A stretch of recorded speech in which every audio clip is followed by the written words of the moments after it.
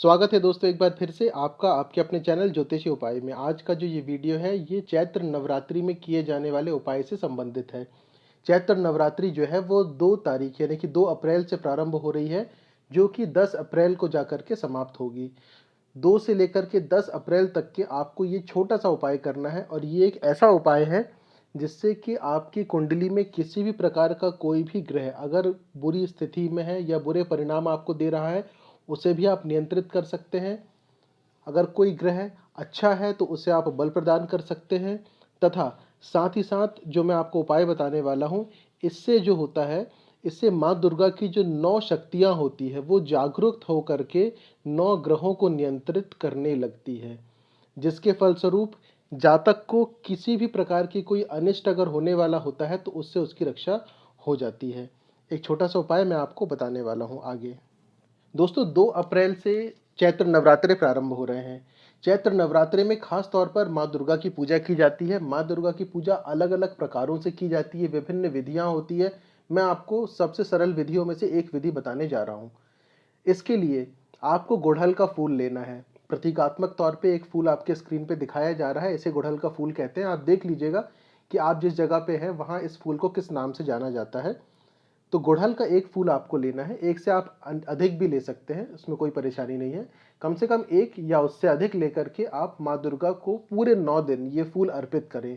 और जब ये फूल आप अर्पित कर रहे हो या फूल की माला, जैसा आपको अच्छा लगे वैसा आप कर सकते हैं।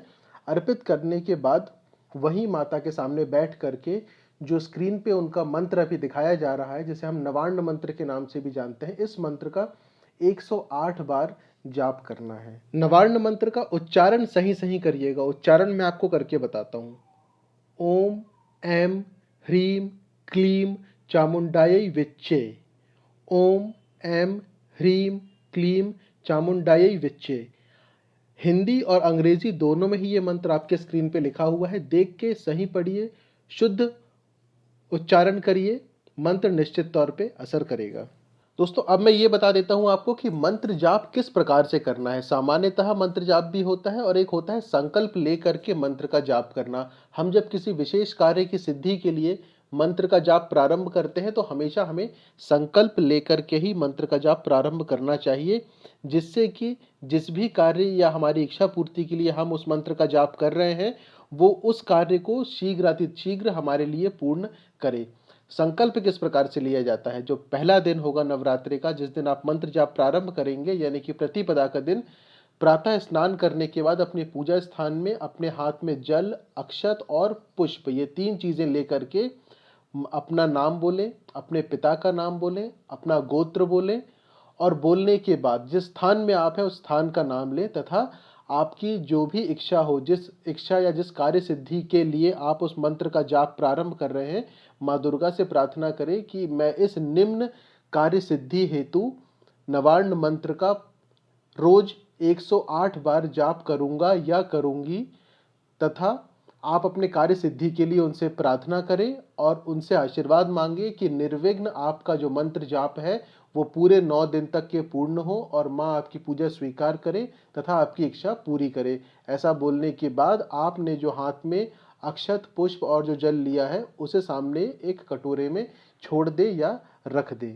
ये संकल्प आपको पहले दिन लेना है और फिर उसके बाद रोज आपको एक निश्चित समय पर एक निश्चित संख्या में जाप करना है। आप एक दिन में जितनी भी माला का जाप कर सकते हैं, अपनी इच्छा अनुसार संकल्प आप उतनी ही माला का लीजिएगा।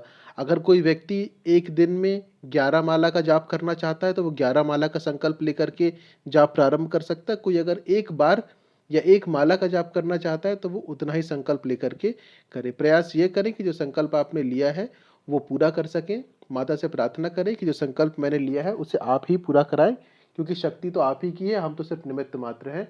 आपकी जो भी इच्छा हो उसे ध्यान से आप संकल्प लेते समय बोले, जिस कार्य हेतु आप मंत्र का जाप प्रारंभ कर रहे हैं। मंत्र जाप के दौरान 9 दिनों में शुद्धता और सात्विकता का विशेष ध्यान रखें। किसी भी व्यक्ति की बुराई करने से बचें, अपशब्द कहने से बचें, गलत चीज या गलत वाक्य कहने से बचें, क्योंकि जब हम किसी भी मंत्र का जाप कर रहे होते हैं या कोई साधना कर रहे होते हैं तो उस समय हमारे शरीर की जो शक्तियाँ रहती है या जो ऊर्जा रहती है वो एक अलग ही स्तर पे होती है।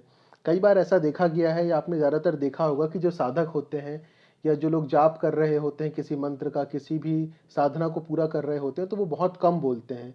उसके पीछे की वजह ये है कि पहले तो हमको अपने शरीर की शक्तियों को बचा करके रखना है, अपनी ऊर्जा को बचा करके रखना है। दूसरा, हमने कभी गलती से कुछ ऐसे शब्द कह दिए जिससे किसी का अगर अहित हो गया, तो पाप के भागी भी हम ही बनेंगे। ये बात ध्यान रखिएगा कि हम सामान्यतः भी अगर हम कभी किसी से कुछ बोलते हैं, कोई बात करते हैं, तो कोई भी नकारात्मक चीज़ बोलने से हमेशा बचें।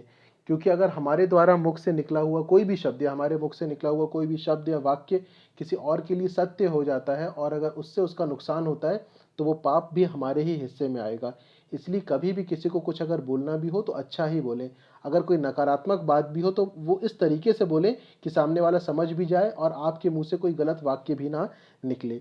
इस बात का विशेष ध्यान रखें और ख़ासकर जब आप मंत्र जाप कर रहे हों, तब उस समय तो आपके अंदर की ऊर्जा का स्तर कुछ और ही होता है, आपके अंदर की ऊर्जा जो है वो बढ़ जाती है। इसलिए इन सब बातों का विशेष ध्यान रखें, सामान्य दिन में भी आप इन सब बातों का ध्यान रख सकते हैं। इससे आपके जीवन में एक परिवर्तन आपको खुद देखने को मिलेगा। आप खुद अपने आप में और ज़्यादा ऊर्जावान महसूस करने लगेंगे और साथ ही साथ आपका जो दिनचर्या है वो बदल जाएगा इसके बाद। इस छोटे से उपाय को करके देखिएगा, उपाय छोटा है लेकिन बहुत शक्तिशाली है। जल्द ही दूसरे उपाय के साथ फिर उपस्थित होंगे। धन्यवाद।